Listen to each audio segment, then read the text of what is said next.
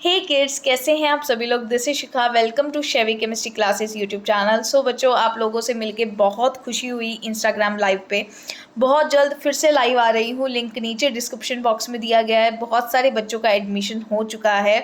जिन बच्चों ने JEE advance और जेई मेंस क्लियर किया था, तो उन बच्चों के साथ बहुत जल्दी मैं लाइव सेशन लेकर के आ रही हूँ। तो इंस्टाग्राम पे ज़रूर ज़रूर ज़रूर फॉलो अप कर लेना ऐसे ही और लाइव सेशंस के लिए।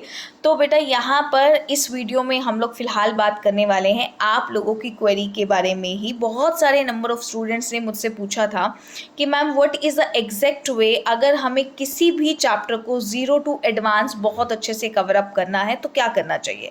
तो बेटा, सबसे पहले मैं आपको एक बार बता दूं, अगर आप किसी ऑनलाइन इंस्टीट्यूट पे पढ़ रहे हैं, किसी ऑफलाइन इंस्टीट्यूट में पढ़ रहे हैं, या फिर आप सेल्फ पढ़ रहे हैं, आपके पास हमेशा ही अपने सिलेबस का प्रिंट होना बहुत ज़्यादा ज़रूरी होता है। अगर आपको सिलेबस पता होगा तो आप चीज़ों को बहुत अच्छे से प्लान करके कर सकते हो। तो सिलेबस मस्ट है। सबसे पहले आपके पास फ़ोन में नहीं बल्कि सिलेबस का प्रिंट होना बहुत ज़रूरी होता है। तो सिलेबस का प्रिंट आपके पास होना चाहिए हमेशा। तो पहली टिप यही रहेगी, जो मैक्स स्टूडेंट्स के पास आज नहीं होती है। ठीक है। दूसरी टिप बेटा ये रहेगी, अगर आप सेल्फ स्टडी कर रहे हैं और आप किसी भी चैप्टर को स्टार्टिंग से पढ़ना शुरू कर रहे हैं, कि आपने 12th में पढ़ा था या फिर आपने 11th में पढ़ा था, अब आप उसको सेल्फ से रिवाइज करना चाहते हो, तो बेटा हमेशा ध्यान रखो, आपको ना बुक्स का बहुत अच्छे से पता होना चाहिए कि कौन सा चैप्टर कौन सी बुक से पढ़ना है, कितना पढ़ना है, कैसे पढ़ना है।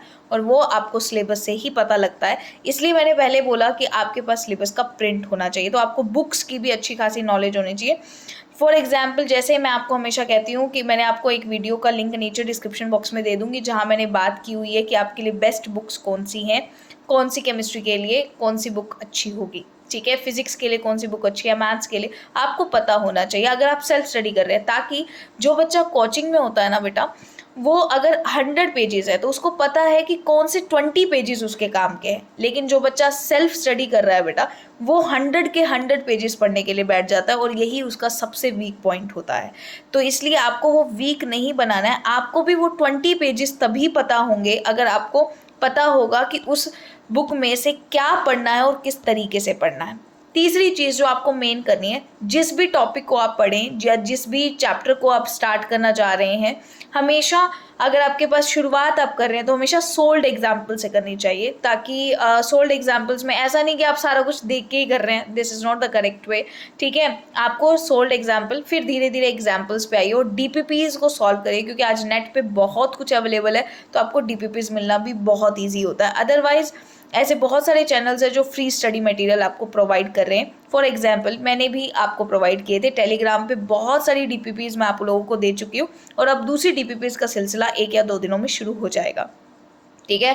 तो ऐसे डीपीपीज उठाइए, क्वेश्चन को लगाइए और फिर क्वेश्चन की प्रैक्टिस करिए। लेकिन इन सभी चीज़ों में जो एक चीज़ बहुत ज़्यादा ज़रूरी है, वो है आप लोगों की ईमानदारी। डीपीपीज के साथ ईमानदारी को ज़रूर बरतना, क्योंकि अगर आप ईमानदारी से सॉल्व नहीं करोगे तो हमेशा एक गलत फहमी में रह जाओगे कि आपको सब कुछ आता है, क्योंकि सॉल्यूशन देख के तो हमें यही लगता है बेटा।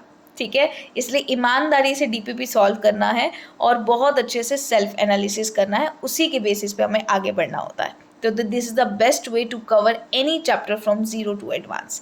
Thank you so much and all the best. Happy preparation.